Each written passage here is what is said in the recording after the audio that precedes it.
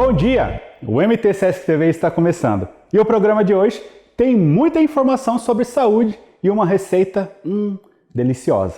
E para começar, eu tenho uma pergunta para você. Você sabe o que faz um periodontista? No Informando de Saúde de hoje tem um super bate-papo entre dentistas para te orientar sobre essa especialidade. Confira!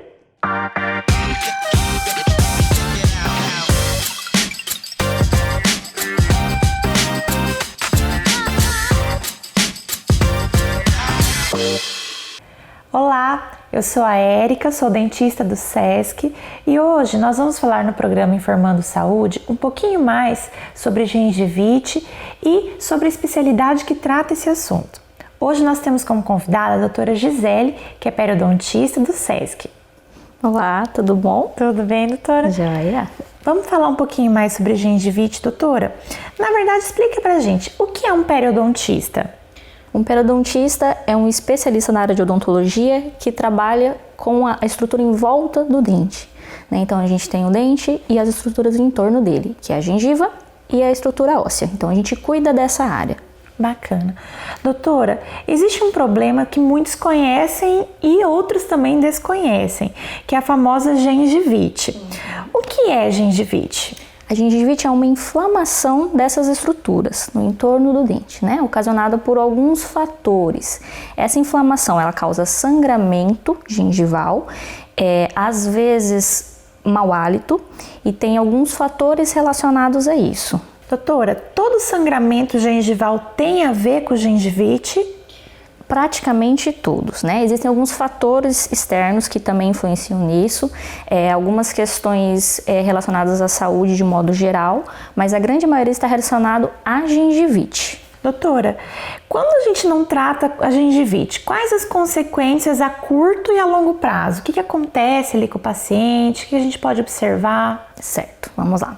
A origem da gengivite ou da doença periodontal, ela vem do acúmulo de restos alimentares em volta da estrutura dental. Então aquele alimento fica ali em torno do dente e da gengiva, causa uma inflamação e se esse alimento não for removido através da higienização, ele vai causar a curto prazo o sangramento gengival e a longo prazo a complicação dessa doença gengival, que seria a periodontite. Doutora, quais as orientações básicas que pode passar para os pacientes para manter a gengiva saudável? Ok.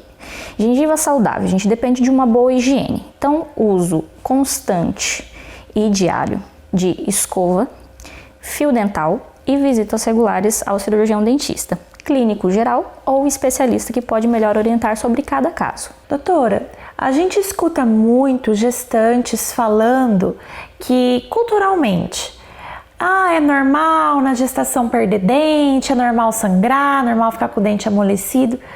O que é normal, na verdade, o que é anormal? O que está sendo certo e o que está sendo errado? Certo. Existem sim alguns fatores hormonais que causam alterações na vida da gestante de modo geral. Na saúde bucal não seria diferente, Mas o principal hábito que influencia muito na saúde bucal é o hábito de se alimentar com muita frequência e não ter uma boa higiene, porque a gestante também sente bastante sono, Então se alimenta muito, higieniza pouco e isso vão surgindo alguns problemas, dentre eles a gengivite. Também doenças que acometem outras estruturas da boca. Então esse é o fator principal. Manter uma boa higiene. Esse é o cuidado então, manter o cuidado. Essencial.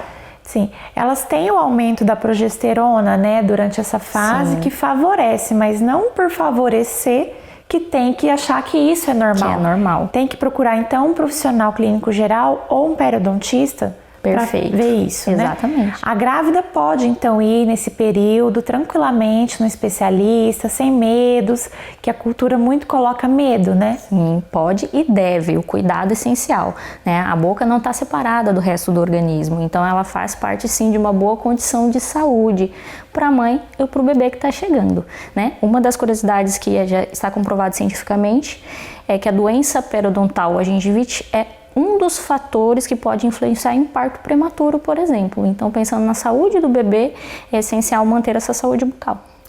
Legal. Doutora, e assim, tem alguma frequência de uso de fio dental? Tem que usar enxaguante bucal? quantas vezes ao dia, ou vai depender de cada paciente, como ele foi avaliado, o nível de doença gengival que ele já tem ou não? Legal. Existe um fator mínimo, uma regra geral que a gente aplica, mas cada caso é um caso. É importante fazer uma avaliação para receber orientação. Mas o mínimo necessário para qualquer pessoa, escovação e fio dental 3 vezes ao dia. O enxaguatório bucal é um complemento essencial, mas ele não funciona sozinho. Então a gente precisa da remoção mecânica. O fio dental e a escova é o fator essencial da boa higiene, né? Cremes dentais e enxaguatórios são complementos importantes, mas se a gente não tem ele disponível naquele momento, o importante é a escovação e o fio. Doutora, muito obrigada pela participação e até breve, até o próximo Informando Saúde. E já que o assunto é saúde, precisamos lembrar da importância da vacinação, não é mesmo? A enfermeira Pamela Vedana preparou algumas orientações e vai te lembrar da importância de manter o calendário vacinal em dia. Enfermeira do SESC Mato Grosso, estou aqui para conversar com vocês um pouquinho sobre a vacinação e a sua importância.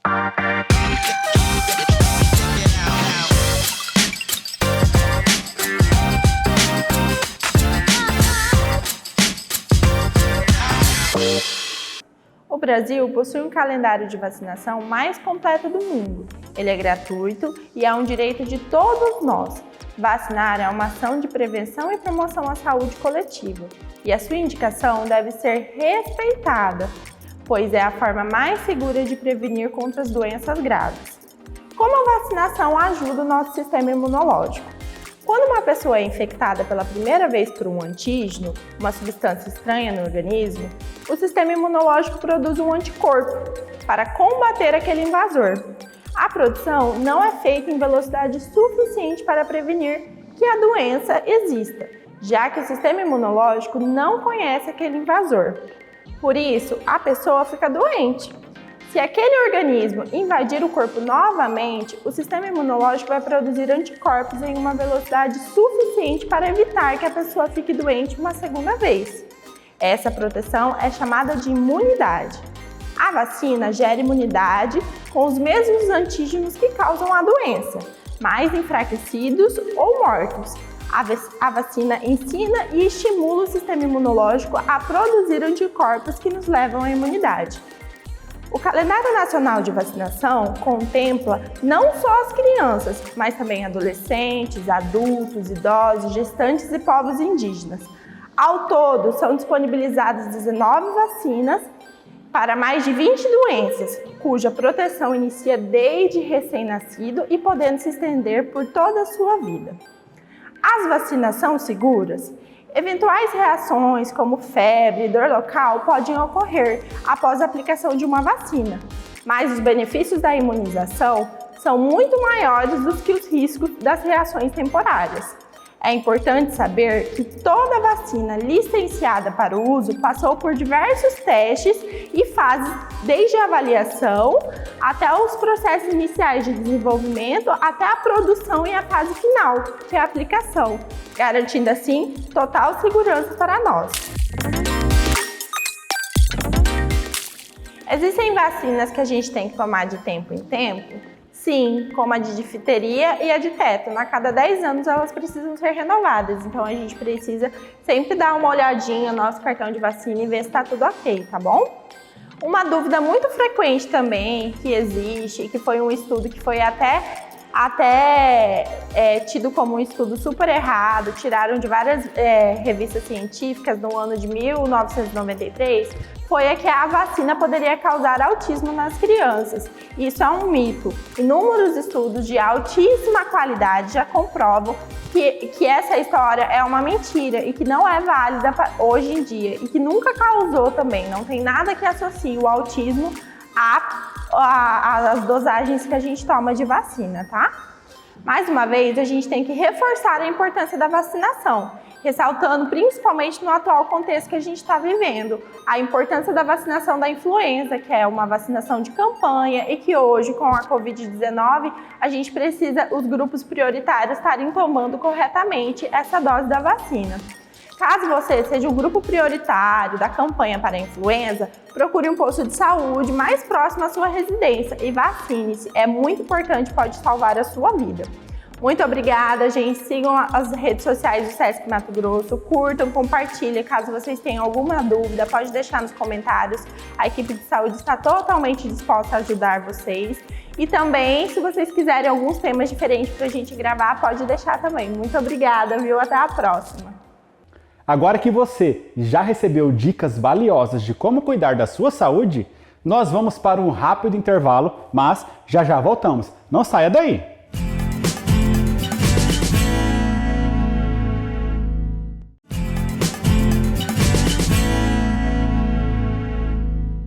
Estamos de volta e no segundo bloco do programa de hoje, o Sesc Mato Grosso te leva para conhecer uma cozinha diferente e um pouco distante.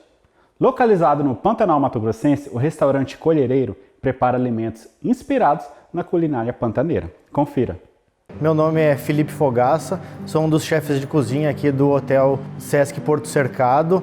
A gente está agora no restaurante Colhereiro. Nesse restaurante, a nossa tipologia de serviço é do tipo buffet e aqui a gente tem todo um cuidado com a nossa gastronomia e isso parte também do princípio do uso dos ingredientes. E claro, não só evitar desperdícios, mas também como valorizar bastante a gastronomia local, né, a partir dos produtos que se usa muito aqui no Pantanal e no Mato Grosso. Seriam eles a mandioca, a carne seca, os peixes aqui da região, o baru. Então a gente dá muito valor em utilizar esses produtos nos nossos pratos também diariamente, para que o nosso hóspede ele possa não só vivenciar uma experiência quando ele vem para cá, mas também literalmente provar dessa experiência. Então isso é muito importante para nós aqui da cozinha que trabalhamos aqui no hotel.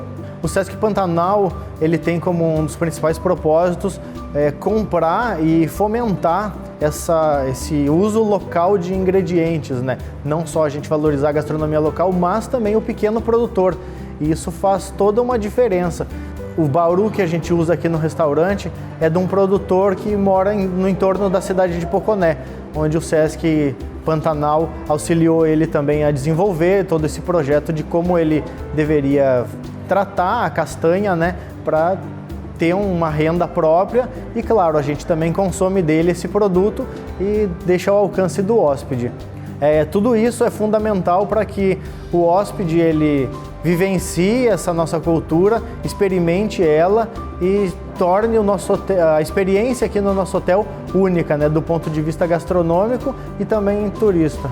Bom, aqui no nosso hotel a gente também acha interessante não somente manter a gastronomia local, mas também fazer um alcance muito maior, porque a gastronomia tem uma abrangência, como a gente sabe, né, mundial. Os pratos daqui acabam que sofrem essa, vamos dizer, globalização gastronômica e muitas vezes são alterados, mas utilizando-se do que é local. Por exemplo, a gente conhece o ceviche, sabe que é tradicional peruano, mas a gente também, além de fazer o ceviche com um peixe daqui, como o pintado, a gente também faz o ceviche com banana da terra, ou seja, agregando um outro ingrediente, agregando uma outra técnica e utilizando-se de vários conhecimentos das pessoas daqui e o nosso também para deixar isso ainda mais rico e proporcionar pratos diferenciados para o hóspede, mas com uma raiz bem local.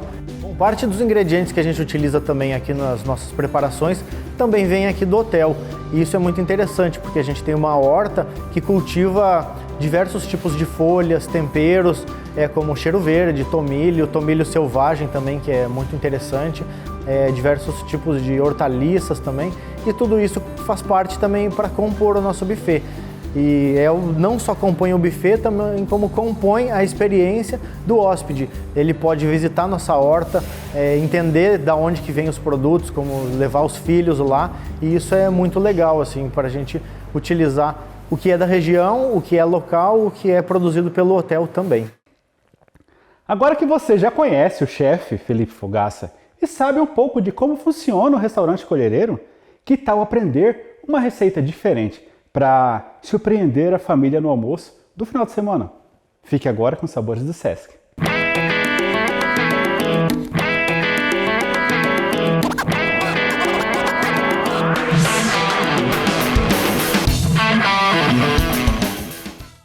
Olá pessoal, tudo bem? Então agora a gente vai desenvolver algumas receitas aqui para vocês conferirem. A gente vai fazer duas, uma receita salgada e uma doce. A salgada a gente vai fazer um sashimi de pintado, servido com uma salada, e a doce a gente vai servir um crepe feito com farinha de arroz e um doce típico furundu, que é um doce aqui da região.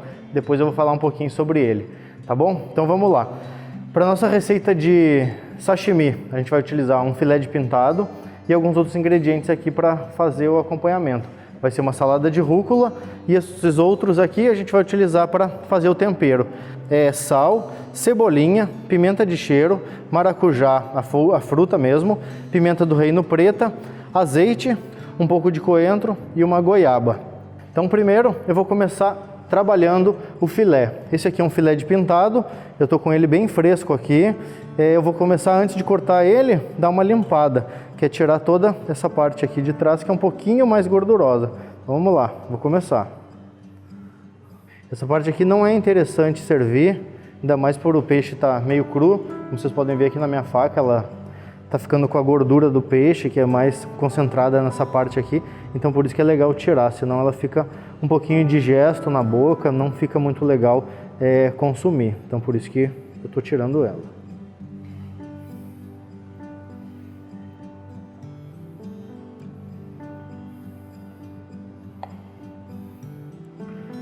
Aí, ó, vamos lá, vamos deixar o mais limpo possível.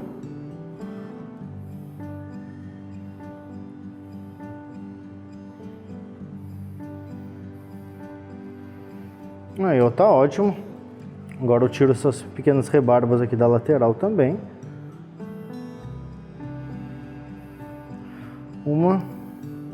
Essa outra aqui também tá bem bonita, eu não vou nem mexer. Agora, com o nosso filé de pintado já limpo, eu vou começar a fazer os cortes nele para a gente montar o prato. Como vocês podem ver, essa aqui é a parte mais da cauda, essa aqui é a parte mais perto da cabeça, né? A parte que a gente vai utilizar é essa parte central aqui, mais essa, porque ela é um pouco mais alta, ela fica mais bonita, mais vistosa. Vou utilizar essa parte aqui também, não tem problema nenhum, só que ao invés de fazer cortes retos no peixe assim, fazer com a faca um pouco mais na diagonal, que aí a gente consegue ter um corte um pouco maior, fica um aproveitamento um pouco mais bonito. Vou até demonstrar aqui para vocês. Se a gente fizer cortes assim, ó, o peixe acaba que fica muito pequeno, ó, ele não fica muito bonito. Então a gente faz dessa maneira aqui, ó.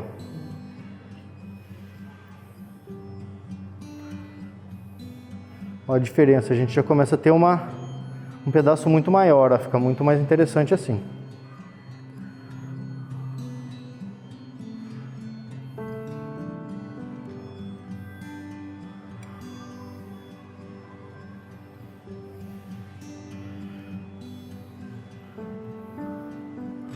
Pintado, a carne dele é uma carne bem delicada, então é normal ele ficar, parece soltando algum pedacinho assim.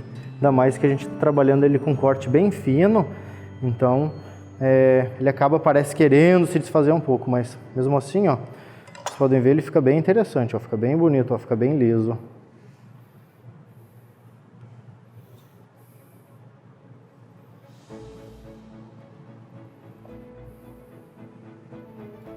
A faca também tem que estar muito afiada para fazer esse prato.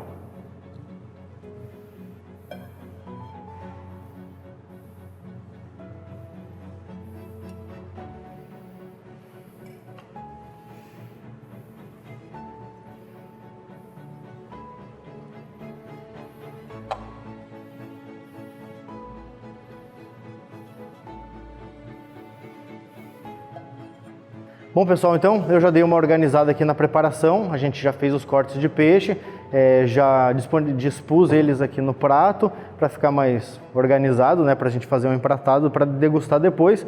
Então agora vocês vão ver que os próximos passos aí são bem simples, praticamente pegando os ingredientes secundários, que são esses aqui que vocês viram, e trabalhando eles, e a gente compondo o prato aí para fazer a finalização, tá bom? Eu vou começar pegando o coentro aqui, vou dar uma repicada nele para ele ficar com uma textura mais delicada, menor.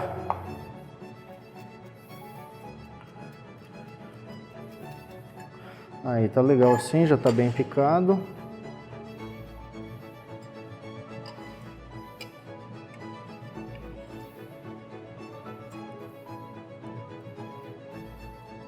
Pronto, agora eu vou picar um pouco da pimenta do reino. Pimenta do reino, ou vocês podem picar na faca, ou pode batê-la no liquidificador com sal, ou se quiser colocar, até como a gente já conhece mais tradicionalmente, no próprio moedor, que fica mais fácil, né? Como vocês achar melhor. Eu quero picar na faca aqui para mostrar que não tem muito segredo caso a gente não tenha moedor em casa. Então pode fazer ela na faca, que não tem dificuldade nenhuma, ou comprar ela moída mesmo.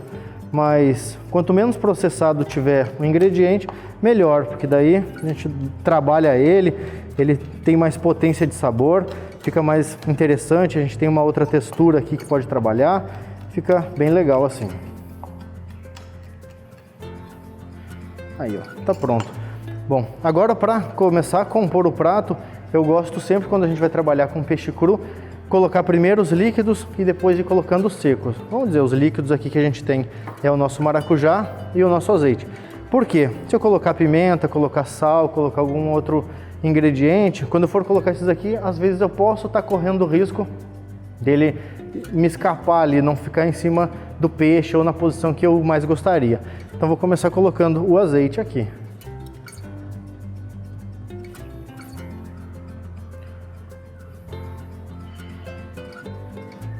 A quantidade, eu diria que não tem uma quantidade exata de ingredientes que se coloque. Por exemplo, tem gente que gosta de mais pimenta, gosta de menos pimenta, enfim. Então aí acaba que fica mais a gosto de cada um. Vou colocar o maracujá agora para trazer um pouco de acidez no prato e sabor, obviamente. Fica muito interessante também. Aí, além de ter largado aqui em cima onde está mais concentrado o peixe, eu acho legal sempre pegar e dar uma encostada assim nos filés, ó, porque aí saboriza bem, fica bem legal. Bom, agora que eu coloquei o maracujá, vou passar por colocar um pouquinho de sal.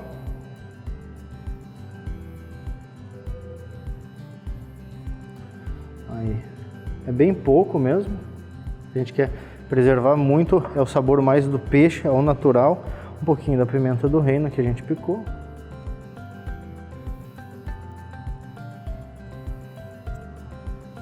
Mais um pouco. Coentro.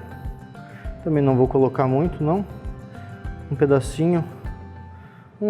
Alguns pedacinhos pequenos em cada filé só é suficiente também. Cebolinha.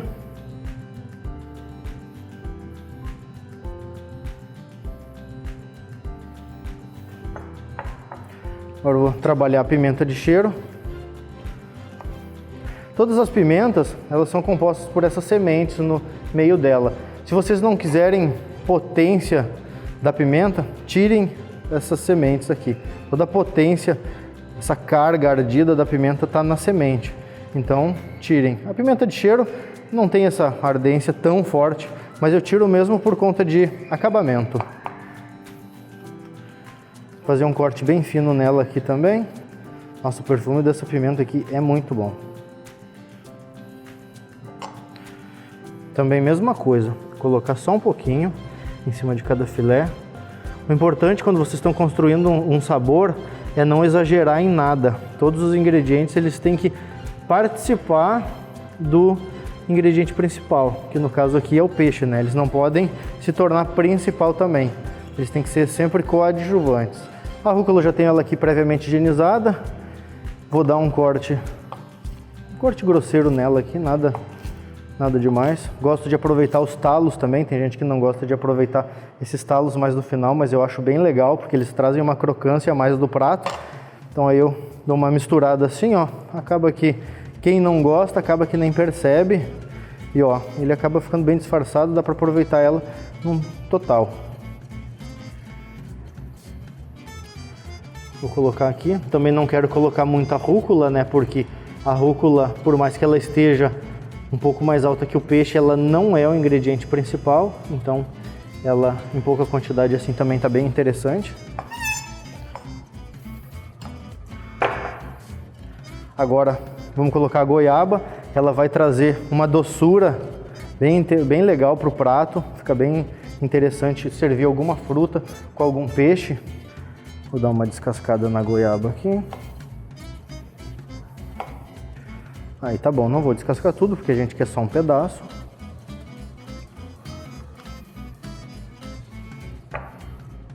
A goiaba também é a mesma coisa. Essas sementinhas aqui tem pessoas que não gostam de comer, acham muito dura, não gostam de mastigar. Eu gosto de deixar para aproveitar todo o ingrediente. Mas aqui, como eu não estou cozinhando para mim somente, né? Então eu vou tirar ela. Aí é só pegar uma colher e raspando aqui, tentando tirar o mínimo possível da polpa, tirar só a semente, para a gente não desperdiçar o ingrediente. Temos aqui a nossa goiaba. Aí agora vou cortar ela, vou fazer uma pétala dela, não vou cortar pequena não. Para dar um acabamento mais bonito, vou cortar até mais uma vez no meio aqui esse pedaço.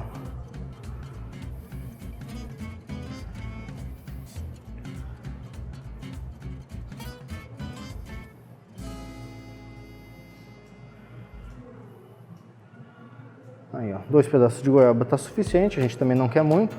Aqui os mesmos ingredientes que a gente utilizou para temperar o peixe, também eu tempero a salada. No caso, vou pegar um pouco do azeite aqui, vou ter o cuidado de jogar só em cima das folhas, não quero jogar na fruta. Um pouquinho de sal também, só na hora de servir, para que a folha não murche.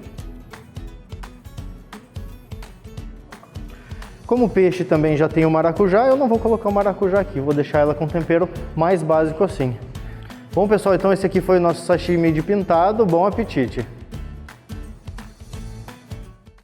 O programa de hoje chegou ao fim, mas a nossa programação continua nas nossas redes sociais. E hoje à noite você tem um compromisso marcado com o Sesc Mato Grosso aqui na TBO, no programa Arsenal e Comércio. Tchau!